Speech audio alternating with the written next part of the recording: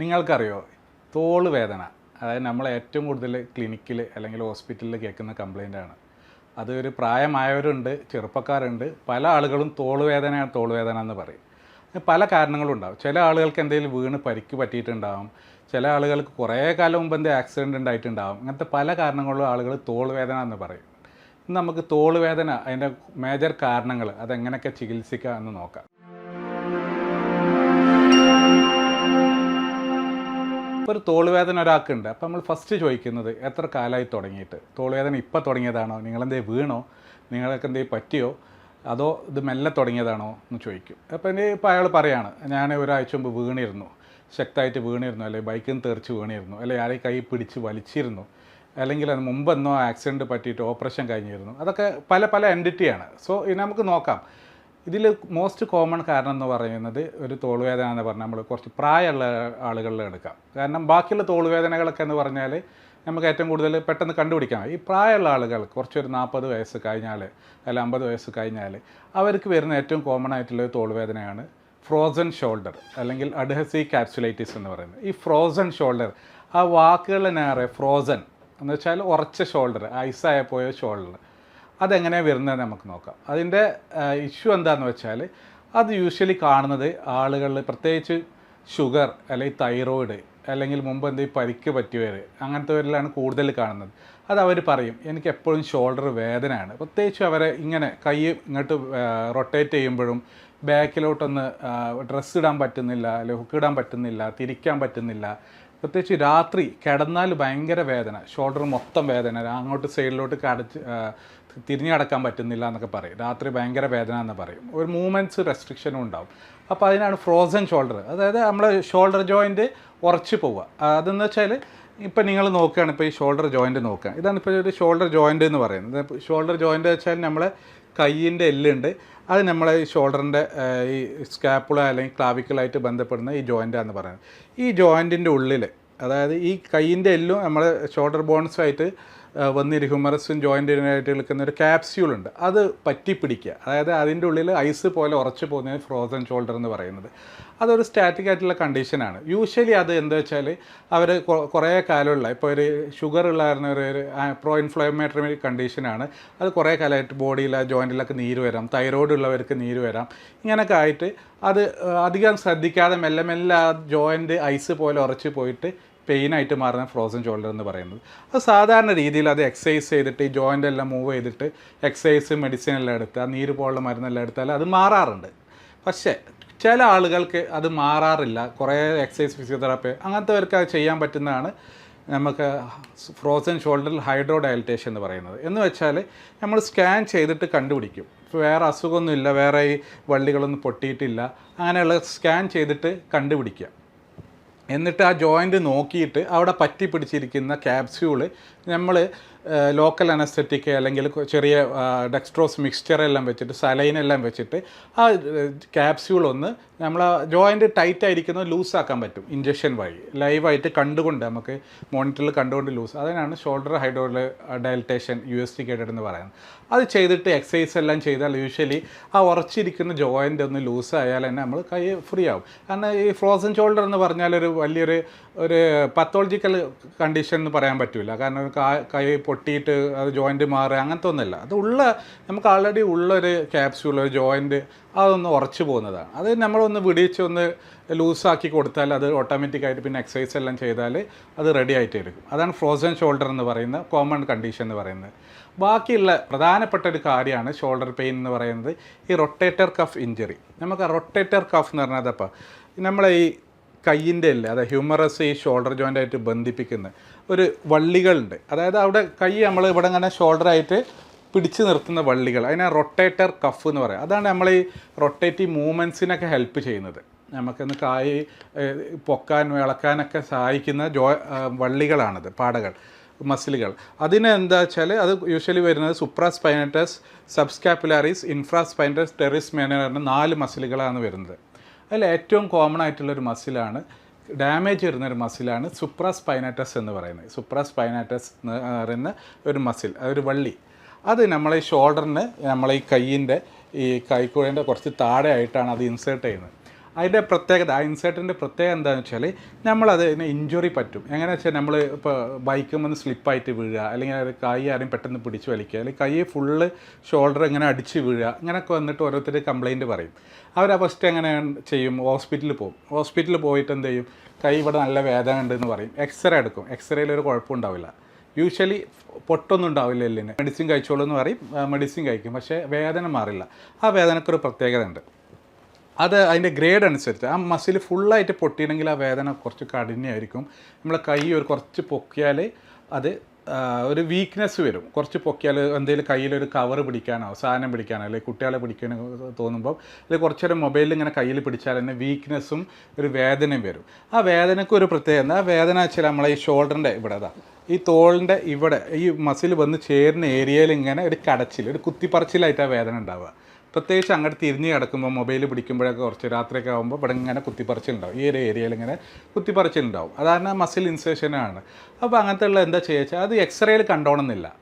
പിന്നെ നമ്മൾ ടെസ്റ്റ് ചെയ്യും. നമ്മൾ കൈ ആ മസിൽ ഫങ്ഷൻ, സുപ്രാസ്പൈനറി മസിലിൻ്റെ MT സ്കാൻ ടെസ്റ്റൊക്കെ ചെയ്യുമ്പോൾ യൂഷ്വലി അതിന് കടച്ചിൽ അല്ലെങ്കിൽ ആ ഏരിയയിൽ നല്ല വേദന ഉണ്ടാവും. അത് ചിലപ്പോൾ MRI എടുക്കണം, അല്ലെങ്കിൽ ഷോൾഡറിൻ്റെ അൾട്രാസൗണ്ട് സ്കാൻ എടുത്താൽ നമുക്ക് ആ മസിൽ, ആ സുപ്രാസ്പൈനറിനുള്ള മസിൽ അത് പൊട്ടിയതാണോ, അതോ വലിവുണ്ടോ, അതായത് അവിടെ നീര് വന്നതാണോ, അതിന് പൊട്ടിയത് ആ വള്ളി പൊട്ടിയിട്ടുണ്ടെങ്കിൽ എത്ര ഗ്രേഡ്, അത് ഫുള്ളായിട്ട് പൊട്ടിയിട്ടുണ്ടോ അതോ കുറച്ച് പൊട്ടിയിട്ടുണ്ടോ എന്നൊക്കെ നോക്കും. ഫുൾ തിക്നെസ് ടിയർ, അതായത് ആ വള്ളി ഫുള്ളായിട്ട് പൊട്ടിയിട്ടുണ്ട്. എന്താ സംഭവിക്കുക വെച്ചാൽ ഈ മസിലും ഈ ഷോൾഡർ, ഈ എല്ലും ഈ ഷോൾഡർ ജോയിൻ്റ് ആയിട്ട് ചെറിയൊരു ഇൻസ്റ്റബിലിറ്റി ഉണ്ടാവും, ഒരു വീക്ക്നെസ്, നമുക്കൊന്ന് കുറച്ച് നേരം പിടിച്ചാൽ തന്നെ ഒരു പവർ കമ്മി തോന്നും, ഇങ്ങനത്തെ സംഭവങ്ങളൊക്കെ ഉണ്ടാവും. അതിന് യൂഷ്വലി നമ്മൾ സജസ്റ്റ് ചെയ്യുക ഓപ്പറേഷനാണ്. ഓപ്പറേഷൻ ആർത്രോസ്കോപ്പി, ഓർത്തോപെഡിക് സർജന്മാർ ആർത്രോസ്കോപ്പി റിപ്പയർ ചെയ്യും. അത് ഈ വള്ളികൾ തമ്മിൽ തുന്നിച്ചേർക്കും. അങ്ങനെയാണ് ചെയ്യുക.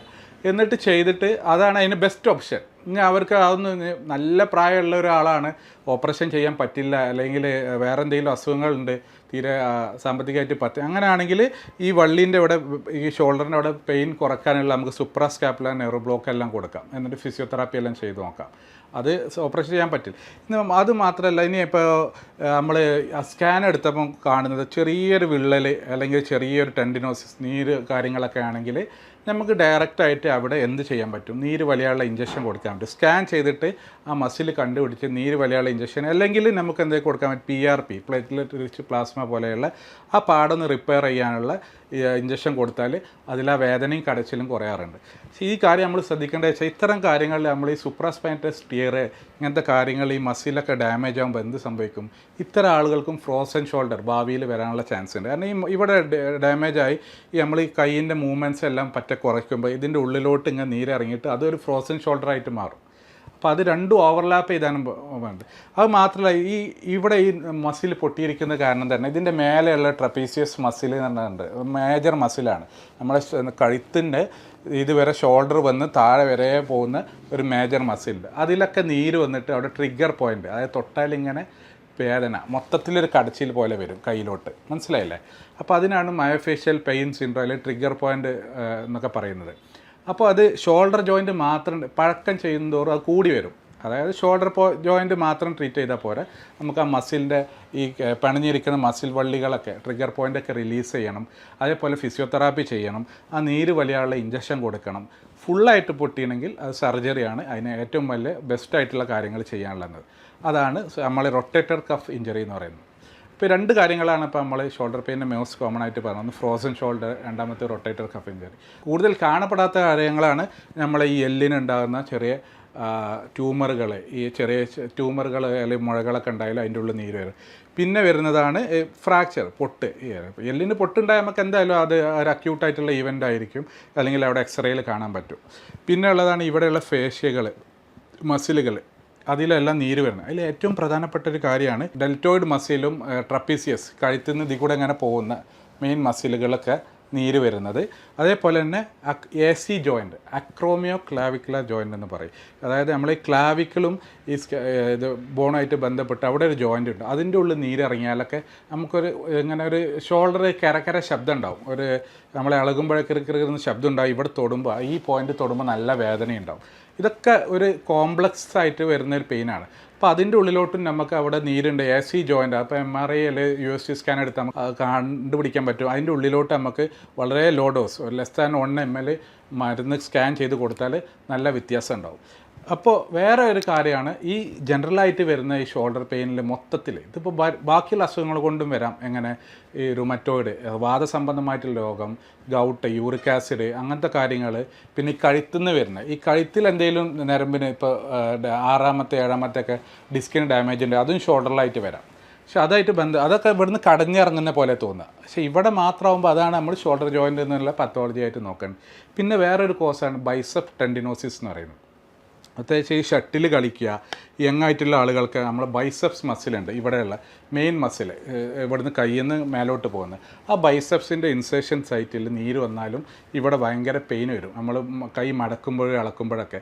ഇതൊക്കെ കണ്ടുപിടിക്കുന്നത് എവിടെയാണ് പെയിൻ എന്ന് കണ്ട് നമ്മൾ ക്ലിനിക്കൽ എക്സാമിനേഷനാണ്. അതായത് പേഷ്യൻ്റ് എന്ത് ചെയ്യുമ്പോഴാണ് വേദന വരുന്നത്, ഇളക്കുമ്പോഴാണോ, തിരിക്കുമ്പോഴാണോ, അതോ ബാക്കിൽ ചൊറിയുമ്പോഴാണോ, രാത്രിയാണോ കൂടുതൽ, രാവിലെയാണോ കൂടുതൽ, അങ്ങോട്ട് സൈഡിൽ കിടന്നിരിക്കുമ്പോഴാണോ, കയ്യിൽ മൊബൈൽ കൂടുതൽ യൂസ്, ഇതൊക്കെ നമ്മൾ ക്ലിനിക്കലി ഇവാലുവേറ്റ് ചെയ്തിട്ടാണ് അതിൻ്റെ ഡിഫറൻഷ്യൽ ഡയഗ്നോസിസ് കണ്ടുപിടിക്കുന്നത്.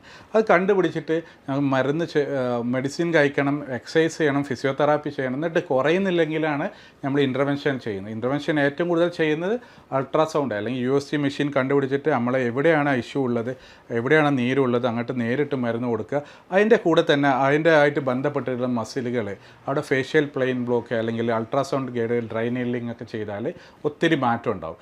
ഇതാണ് ഷോൾഡറിനൊക്കെ ഏറ്റവും കൂടുതൽ കാണുന്ന ഷോൾഡർ പെയിനെ കുറിച്ച്. ബാക്കിയുള്ള അസുഖങ്ങൾ എന്ന് വെച്ചാൽ ഡിസ്ക് സംബന്ധമായിട്ടുള്ള വേദനകൾ, ഫൈബ്രോമയാൾജിയ, ഇങ്ങനത്തെ ആളുകൾക്കെല്ലാം മൊത്തത്തിലുള്ള വേദനയുടെ കൂടെ ഷോൾഡർ പെയിൻ, ജോയിൻറ്റുകളിൽ കൂടുതൽ വേദന കാണാറുണ്ട്. ചിലവർക്ക് അത് ചിലപ്പോൾ എന്തെങ്കിലും ഇൻ്റർവെൻഷൻസ് അല്ലെങ്കിൽ നീഡ്ലിംഗ് ഒക്കെ ചെയ്യുമ്പോൾ വേദനയായിട്ട് കൂടുതലായിട്ട് തോന്നും. പക്ഷേ 1-2 സെഷൻ കഴിയുമ്പോൾ കുറഞ്ഞും വരാറുണ്ട്. സോ ഈ ഷോൾഡർ പെയിൻ എന്ന് വെച്ചാൽ ഒരു കോംപ്ലക്സ് ആയിട്ടുള്ള സംഭവമാണ്. അതിൽ ഏറ്റവും നമ്മൾ ഇമ്പോർട്ടൻ്റ് ചെയ്യേണ്ടത് എല്ലുകൾക്കൊന്നും പ്രശ്നമില്ല, പാടകൾക്കൊന്നും പ്രശ്നമില്ല, പൊട്ടിയിട്ടൊന്നും ഇല്ല എന്നുള്ള കാര്യങ്ങൾ ഉറപ്പുവരുത്തണം. പൊട്ടിയിട്ടുണ്ട് അങ്ങനത്തെ കാര്യങ്ങളൊക്കെയാണ് ഓപ്പറേഷൻ ചെയ്യാൻ. ഓപ്പറേഷൻ തന്നെയാണ് അതിന് ബെസ്റ്റ് ഓപ്ഷൻ. ഓപ്പറേഷൻ ചെയ്യുന്നില്ല എന്നാണെങ്കിൽ നമ്മൾ വേദന കുറക്കാനുള്ള കാര്യങ്ങൾ ചെയ്യുക.